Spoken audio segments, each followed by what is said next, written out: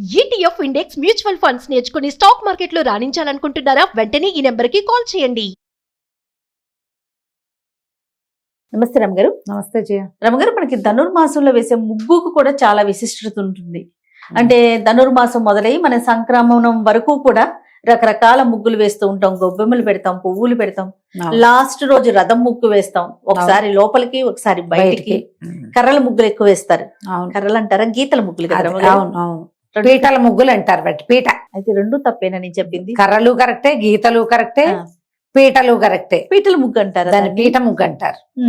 పీట ముగ్గు సంక్రాంతి లక్ష్మిని కూర్చోబెట్టడానికి వేసే పీట అనమాట. ఇదివరకు కాలంలో పిండితో వేసేవారేమో. ఇప్పుడు పిండితోనే వేస్తారమ్మా. మీరు ముగ్గు కాదారమ్మగారు? ముగ్గే. ఆ ముగ్గులో బియ్య పిండితో వేసేవాళ్ళు తొలి కాలంలో.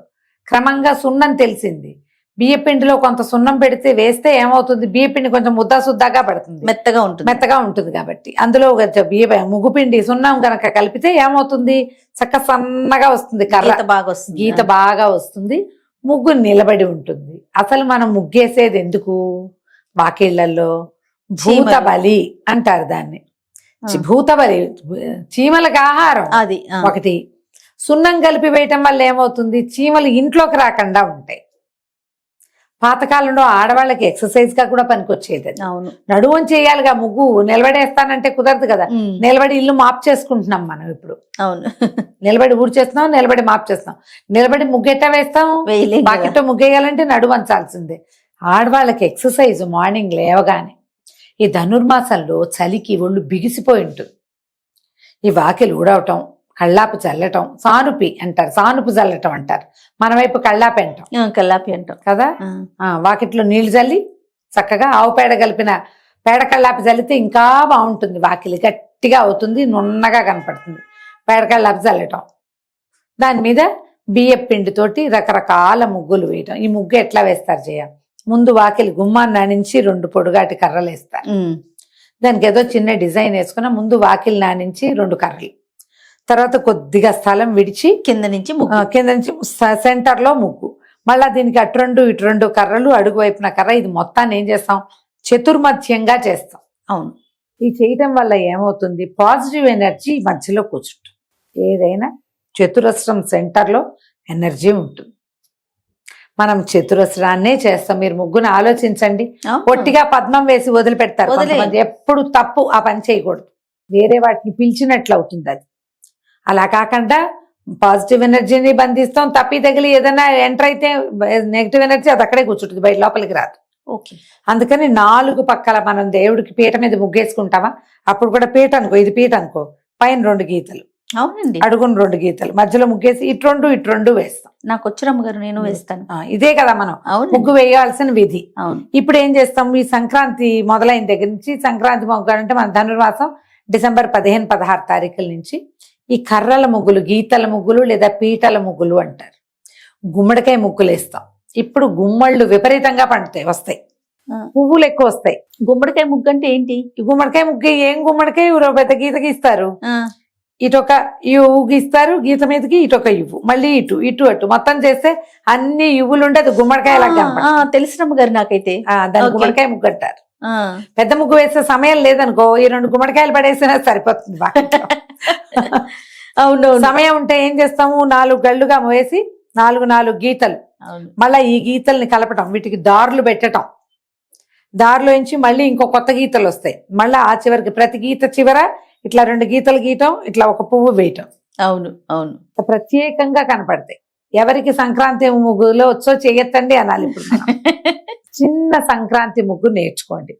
మీరు ఈ చుక్కలు పెట్టటము, చుక్కల్ని కలపటము, పువ్వులు వేయటము, వాటి నిండా రంగులు వేయటము కాకుండా పూర్వకాలం నుంచి మనకి వస్తున్నటువంటి ఈ పీటల ముగ్గులు నేర్చుకోండి. మనకి యూట్యూబ్ నిండా ఉన్నాయి. అవును, చక్కగా ముగ్గు పిండితోటి వేయండి, బ్రహ్మాండంగా ఉంటుంది. వేసేసుకోవటం ముగ్గు. ఈ ముగ్గు వేసిన తర్వాత ఇందులో గొబ్బెమ్మలు పెడతాం. ఇప్పుడు అవకాశం లేదు. గొబ్బెమ్మ ఎట్లా పెడతారు, మధ్యలో ఒక తల్లి గొబ్బెమ్మ, చుట్టూ పక్కన ఒక చిన్న పిల్ల గొబ్బెమ్మ పెడతాం. ఈ గొబ్బెమ్మకి ఏం చేస్తారు, 2 గీతలు గీస్తాం ఇట్లా, ఇటు 2 గీతలు, అటు ఇటు పసుపు కుంకం పెడతాం. అసలు దాని మీద ముగ్గేయటం ఒక ప్రజ్ఞ.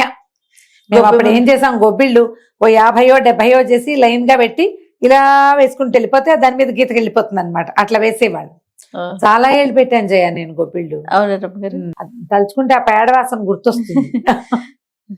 అయితే ఈ ముగ్గు పెట్టిన తర్వాత ఇందులో బంతి పువ్వులు గాని విశేషించి ఆవు పేడ, బంతి పువ్వు, దీంట్లో గుమ్మడి పువ్వులు గాని బాగా విశేషం. ఇవి 2 చామంతులు అవి పెట్టరమ్మా. బంతి పువ్వు, గుమ్మడి పువ్వు ఎక్కువ మంచివి.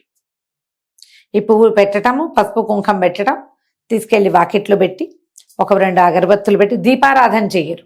ఓకే, అగరబత్తులు చూపిస్తా. కొంచెం పంచదార ఏదో పెడతారు. రోజు పంచదార పెట్టరు కొంతమంది. ఈ మొత్తం నెల రోజుల్లో సందె గొబ్బిళ్ళు అని ఒక పేరెంట్ అని చేస్తారు. సందె గొబ్బి పేరెంట్ ఉంటుంది. సందె గొబ్బిళ్ళు సాయంకాలం ఏం చేస్తారు, ఒక ఎత్తైన పీట మీద ఒక 5 గొబ్బెమ్మల్ని చక్కగా విశేషంగా అలంకారం చేసి అన్ని పక్కల పువ్వులు పెట్టి పసుపు కుంకాలు పెట్టి ఆ గొబ్బిళ్ళకి ఒక గౌరీదేవిని చేసి కొన్ని అంటే నానబెట్టిన పెసరపప్పు, మన వడపప్పు అలాంటివి నివేదనలు చేసి ఊళ్ళో ఆడపిల్లలందరూ కలిసి గొబ్బి తడుతారు, చుట్టూతా తిరుగుతూ. ఇప్పుడు బతుకమ్మలకు పాడరు మన వాళ్ళు. అవునండి, బతుకమ్మ ఉయ్యాలు. అలాగే గొబ్బిళ్ళకి పాటలు ఉంటాయి. సందె గొబ్బిళ్ళకి పెళ్లి కాని పిల్లలు ఎక్కువగా చిన్న పిల్లలతో చేయిస్తారు. కొత్తగా పెళ్లిళ్ళైన ఆడపిల్లలు కూడా వస్తారు. సుబ్బి గొబ్బమ్మ సుబ్బండి ఇవ్వవే అని పాటలు ఉంటాయి. మంచి మంచి పాటలు ఉంటాయి. ఇది వరకు చిన్నప్పుడు బాగా పాడేవాళ్ళం. మా ఇంట్లో సందె గొబ్బిళ్ళు ఏదో చేసేవాళ్లే గాని కరణం గారింటికి వెళ్ళేవాళ్ళం. వాళ్ళ ఇంట్లో ఖచ్చితంగా చేసేవాళ్ళు. ఖచ్చితంగా సందె గొబ్బిళ్ళ పేరెంట్ ఉండేది. వాళ్ళకి ఏంటంటే గౌరీ నోములు అవి ఉంటాయి. మా వాళ్ళకి నోములు తక్కువ కదా, అదేలేండి. అందుకని మా ఇళ్లలో కంటే కరణం గారింటికి మాత్రం ఖచ్చితంగా పేరెంట్ అని నడిచేది. అందరికీ ఈ పాటలు వచ్చు. ఏదో తమాషా పాటలు ఉండేవి. సుబ్బి గొబ్బెమ్మ అని నేను అప్పుడప్పుడు పాడుకుంటూ ఉంటా, గుర్తొస్తుంటుంది నాకు ఆ పాట. చిన్న చిన్న పాటలు పాడుతూ ఆడపిల్లలు చుట్టూతా తిరుగుతూ చప్పట్లు చెడుతూ ఆడతారు. గొబ్బి తట్టడం దాని పేరే అది. ఇలాంటి పేరెంటాలు కూడా అప్పట్లో సోషలైజ్ అవ్వడానికి అదొక పద్ధతి. అవునవును. అక్కడి నుంచి మా వాకిట్లో ఎన్ని గొబ్బిళ్ళు ఉన్నాయి, పక్క వాళ్ళు ఎన్ని ఉన్నాయి, మనం వాళ్ళకంటే 10 ఎక్కువ చేయాలి, వాళ్ళ ముగ్గు కంటే మన ముగ్గు పెద్దగా ఉండాలి. ఆ పోటీలు అవి నడుస్తూ ఉండేవి. ఈ తర్వాత ఏం చేస్తాం, ఈ గొబ్బిళ్ళన్నిటిని రోజు సాయంకాలం గోడకేసి కొట్టడం. గొబ్బి పిడకలు, ఈ పిడకల్ని భోగి మంటలో వేసుకోవటం అయిందా. ఇంకా అదే కాదు, ఇదే పిడకలని మళ్ళీ మనం రథసప్తమి పొంగళ్ళుగా వండుకోవటానికి కూడా వాడేవాళ్ళు. అవును, రథసప్తమికే కదా మనం పాయసం చేస్తాం. అవును, సంక్రాంతికి పాయసాలు చేయటం మన పద్ధతి కాదు, ఇటువైపు లేదది. ఈ గుబ్బిళ్లలో ఇది ఆవు పేడ, ఇందులో దీనికి పసుపు కుంకం పెట్టాం, బియ్య పిండేసి ముగ్గేసాం, పసుపు పెట్టాం, కుంకం పెట్టాం, ఇందులో బంతి పువ్వు పెట్టాం. ఇది ఎండుతుంది, తర్వాత మనం ఇది కాలుస్తాం కదా, దాంట్లో నుంచి వచ్చే పొగ ప్రపంచానికి మంచిది. ఆ పొగ చాలా మంచిది, పువ్వులు కలిసింది. అవును, ఆరోగ్యానికి మంచిది, వాతావరణం శుభ్రపడుతుంది. చూడు, చిట్ట చివరికి పండగంతా ఎక్కడికి వెళ్ళింది, ఆరోగ్యం వైపుకి తీసుకెళ్ళాం. ఈ తెల్లవారుజామునే లేవటం, ఆ మంచు మామూలుగా 4ంటికి 5ంటికి మనకు కనపడదు. 6 తర్వాత బాగా మొదలయ్యి మా బందర్ వైపు అయితే 7కి 8కి కూడా మొహాలు కనపడవు. 9ంటికి కూడా ఇంకా మంచు ఉంటుంది. 5ంటికి అంత మంచు ఉండదు. అవును, తెల్లారాకే ఎక్కువ ఉంటుంది. ఆ మంచు వచ్చే లోపలే ప్రసాదం తినేయాలి మనం. మంచు వచ్చే లోపలే ముగ్గైపోవాలి. అందుకని మంచులో ముగ్గేస్తే దగ్గొస్తుంది. ఎండెక్కాక వేయకూడదు. అంటే ఎండెక్కడం అంటే పొద్దెక్కాక కాదు, పొద్దు ఎక్కక ముందే 5ంటికల్లా వాకిళ్ళు ఊడ్చేసి ముగ్గేసేయాలి. ఎప్పుడో మేము లంబసింగి వెళ్ళాము, నీకు గుర్తుంది కదా.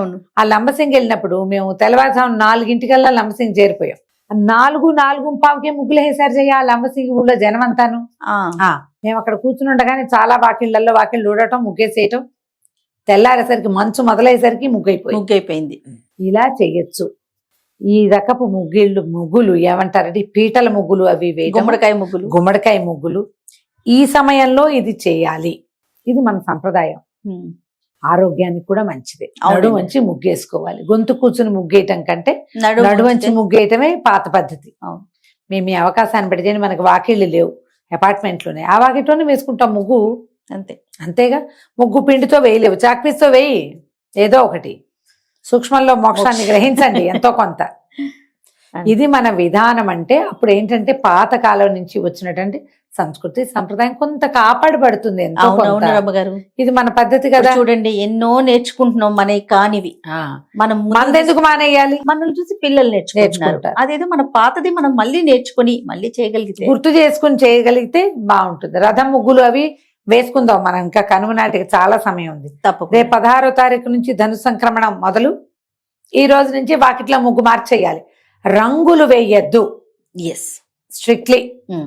అది No colours. ఎంతసేపు అందము అలంకరణ ఆరోగ్యం వద్దు, శుభప్రదంగా ఉండాలి. ఏవో పిచ్చి కెమికల్ రంగులు అవునవును. వాకిళ్ళ నిండా అవును. వద్దు. చక్కగా తెల్లటి ముగ్గు, మట్టుండి వాకిట్లో ముగ్గేశారా, అబ్బో మీరు అదృష్టవంతులు, మీ జన్మ ధన్యం అయిపోయినట్టే. ఇంకా పేడ కల్లాపు చల్లి వేస్తే అబ్బో ఇంకా అద్భుతం. ఊళ్ళలో అయితే కుదురుతుంది, మన సరే, ఊర్లో కుదరకపోవచ్చు. కుదరదేమో గనక. కానీ ముగ్గు అయితే మాత్రం వేయండి. తప్పకుండా రమ్మగారు. నమస్తే. నమస్తే.